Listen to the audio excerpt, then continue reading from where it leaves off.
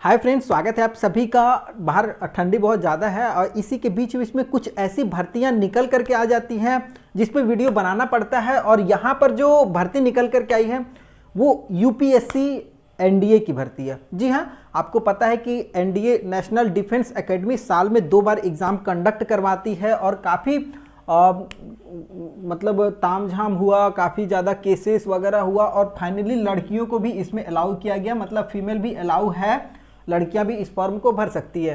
तो NDA part 1 का notification जारी हो चुका है, फॉर्म भी भरा जा रहा है, लेकिन बहुत लोगों को कुछ कन्फ्यूजन निकल करके आई है, खास करके एज को लेकर के, एजुकेशन को लेकर के। और सबसे इंपॉर्टेंट है ना, सिलेक्शन का प्रोसेस। अभी तक ना बहुत लोगों को है कि 8 स्टेज होता है, 9 स्टेज होता है, क्या क्या होता है वो A to Z मैं बात करूंगा, पूरा सिलेक्शन प्रोसेस और सबसे बेहतरीन तरीके के साथ शुरुआत करते हैं। देखिए, सबसे बड़ी बात क्या होती है, अगर यूपीएससी किसी भी एग्ज़ाम को कंडक्ट करवाती है तो वो अपने आप में बहुत बड़ा होता है। और यूपीएससी अगर ले रही है एनडीए की तो यहाँ पर आपको लेफ्टिनेंट का पद दिया जाएगा डायरेक्टली। अब यहाँ पर देखिए, एक चीज़ मैं आपको क्लियर कर देता हूँ कि अगर आप डिफेंस के फील्ड में किसी बड़े पोस्ट पर एक बार में जाना चाहते हैं, वो भी मात्र इंटरमीडिएट पास आउट कैंडिडेट, तो आपके लिए इससे बेहतरीन मौका नहीं हो सकता है। और समझिएगा, 395 टोटल इस बार सीट निकल करके आई है। 395 लगभग इतना ही सीट फर्स्ट में या सेकंड में भी निकलती रहती है, लगभग 400 के लगभग में।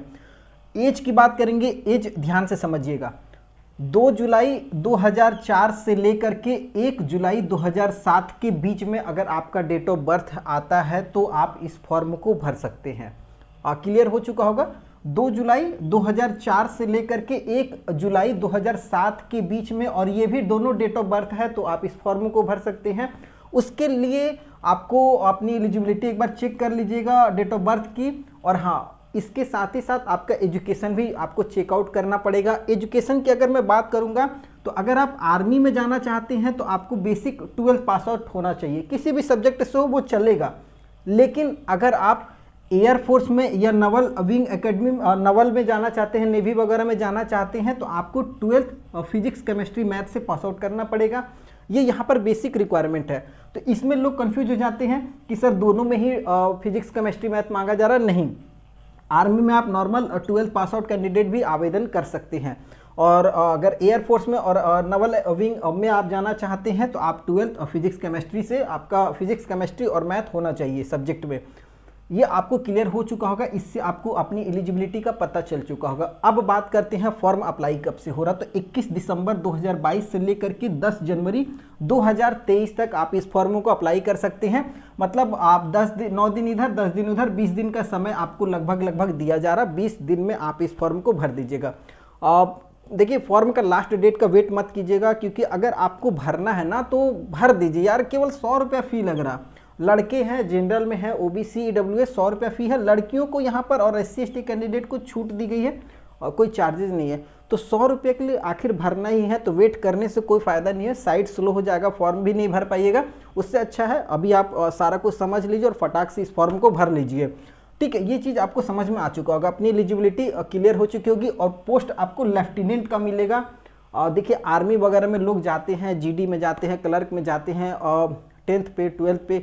लेकिन यहाँ पर अगर आप औरों से हट कर के हैं, मतलब आपके अंदर एक खास हुनर है, तो आप इस पोस्ट को डायरेक्ट पा सकते हैं 12th के बाद। और बहुत बड़ा पोस्ट होता है यार, मेरे हिसाब से सबसे बेस्ट पोस्ट है अगर आप 12th पे जा रहे हो तो। ठीक है, और एजुकेशन के हिसाब से सबसे बेस्ट है, लेफ्टिनेंट का पोस्ट आपको मिलेगा। और रुतबा तो आपको पता ही है समाज में क्या होता है, वो बताने की ज़रूरत नहीं है। सीट थोड़ा सा ध्यान से समझिएगा। देखिए, सीट को डिवाइड किया गया 395 जो टोटल सीट है, उसमें आपको आर्मी में बात करेंगे तो 208 सीट दिया गया है। सबसे ज़्यादा आर्मी में सीट दिया गया है 208, जिसमें लड़कियां 10 अप्लाई हैं और 10 लड़कियां इसमें जुड़ी हुई हैं। तो 208 में 10 लड़कियां भी अप्लाई करेंगी। नेवी के लिए बात करेंगे तो 42 सीट है, जिसमें 3 फीमेल के लिए भी सीट रखा गया है। तो ये आप समझ लीजिएगा। अगर एयरफोर्स में फ्लाइंग विंग की बात करेंगे और जो उड़ते वगैरह हैं उनके लिए तो 92 सीट रखा गया, जिसमें 2 फीमेल अलग से इसी में रखा गया। अगर एयरफोर्स ग्राउंड टेक्निकल की बात करेंगे, जो ग्राउंड पे टेक्निकल वर्क करेंगे, उनके लिए 18 सीट है, 2 फीमेल हैं। एयरफोर्स, अगर हम ग्राउंड नॉन टेक्निकल की बात करेंगे, अगर आप ग्राउंड लेवल पे ही वर्क कर रहे हैं और नॉन टेक्निकल है तो आपके लिए 10 सीट यहाँ पर रखा गया है, 2 फीमेल है इसी में। तो ये आपको समझ में आ चुका होगा कि किस में कितना कितना सीट है। उसके बाद नेवल एकेडमी की बात करेंगे तो उसमें 25 से केवल मेल कैंडिडेट आवेदन करेंगे। नेवल एकेडमी में लड़कियां आवेदन नहीं करेंगी क्योंकि कोई फ़ायदा नहीं है, और 25 सीट केवल मेल के लिए है। तो ये सब चीज़ें आपको क्लियर हो चुकी होंगी। अब देखिए, थोड़ा सा एक फिजिकल रिक्वायरमेंट होता है जो बेसिक चाहिए। अगर मैं बात करूंगा आर्म फोर्सेस में अगर आप जा रहे हैं तो 157 सेंटीमीटर हाइट होनी चाहिए, और अगर फ्लाइंग ब्रांच में जा रहे हैं, एयरफोर्स वगैरह में अगर आप जा रहे हैं तो 163 सेंटीमीटर आपकी हाइट होनी चाहिए, और अगर गोरखा वगैरह है तो 152 सेंटीमीटर जेन्युइन हाइट होनी चाहिए। लगभग इतना सबका होता है। हाइट में आपको छूट तब मिलेगी अगर आप 12th अपीयरिंग कैंडिडेट हैं तो आप आवेदन कर रहे हैं तो आपको थोड़ा सा हो सकता है छूट मिल जाएगी हाइट में। यहाँ पर और एक चीज़ क्लियर कर देता हूँ कि 12th जो इस बार देने वाले हैं वो भी इस फॉर्म को भर सकते हैं।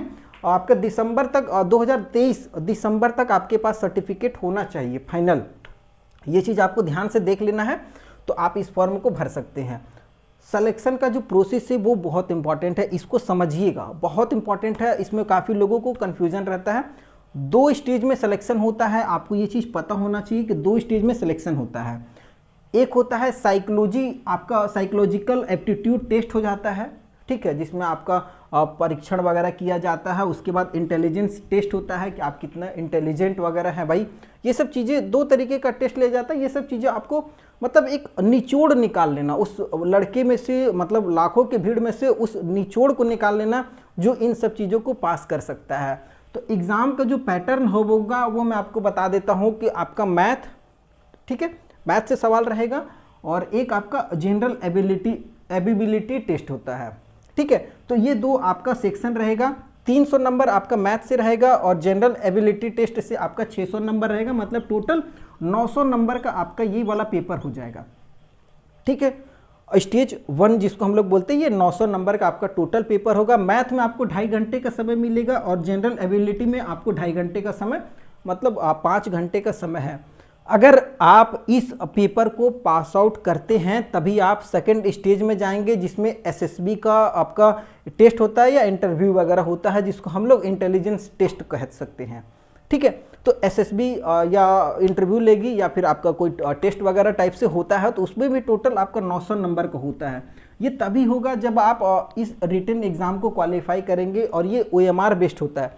OMR पे आपको ऑब्जेक्टिव टाइप से क्वेश्चन रहेगा, इसमें आपको टिक मारना रहता है। और अगर इसका पूरा सिलेबस चाहिए तो डिस्क्रिप्शन में मैंने लिंक दिया हुआ है, वहाँ से आप नोटिफिकेशन को डाउनलोड कीजिए और पूरा सिलेबस देख लीजिए, तैयारी कर लीजिए। और एक और अपनी लाइफ में एक बार मौका देना चाहिए। अगर आप 12 पास आउट हैं तो एक बार मौका दीजिए। 100 रुपये बहुत ज़्यादा नहीं है, कम से कम कुछ सीखने तो मिलेगा। अगर एसएसबी में आप इंटरव्यू वगैरह में सेलेक्ट होते हैं रिटन क्वालिफाई करने के बाद, तो 900 नंबर का आपका इंटरव्यू हो जाएगा।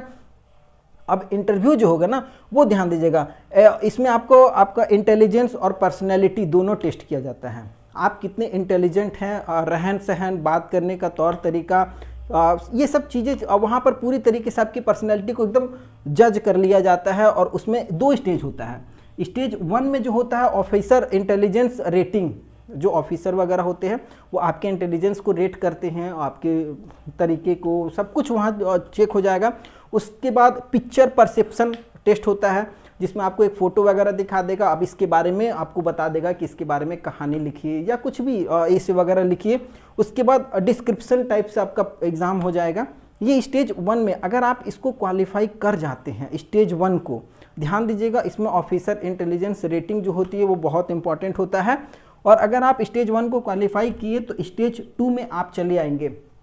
स्टेज 2 में आपका इंटरव्यू हो जाएगा, मतलब पर्सनल इंटरव्यू हो जाएगा।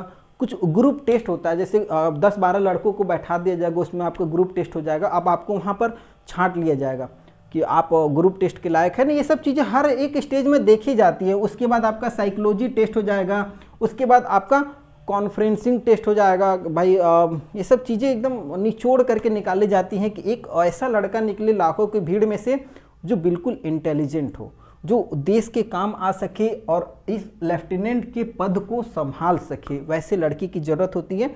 तो बेसिक आपका साइकोलॉजिकल एप्टीट्यूड आपका हो जाएगा और इंटेलिजेंस टेस्ट हो जाएगा। बहुत बड़ा निचोड़ होता है, अगर मैं टोटल बात करूं तो 8-9 स्टेज हो जाता है। स्टेज मतलब सेकंड स्टेज में थोड़ा सा आपका जो होता है ना ये सारा टेस्ट वगैरह ये सब मिला करके 4 दिन का समय लग जाता है। 4 डेज, 4 दिन लगता है। 4 दिन आपको पूरी तैयार होकर के जाना पड़ता है। और सबसे बड़ी बात क्या होती है ना, अगर आप रिटर्न निकाल लिए हैं तो इसमें आपको जम करके मेहनत करना होगा। ऐसा नहीं है कि केवल रिटर्न निकाल करके और आप लेफ्टिनेंट का पद पा लेंगे, और उसके लिए भी बहुत मेहनत है और सबसे बड़ी पोस्ट है। आप एक बार अपनी लाइफ में ज़रूर इसको मौका दीजिए। कोई अगर डाउट हो तो आप हमें कमेंट जरूर कीजिएगा। वीडियो पसंद आया हो तो चैनल को सब्सक्राइब कीजिएगा। अगले फिर किसी नई वीडियो में मिलेंगे, तब तक के लिए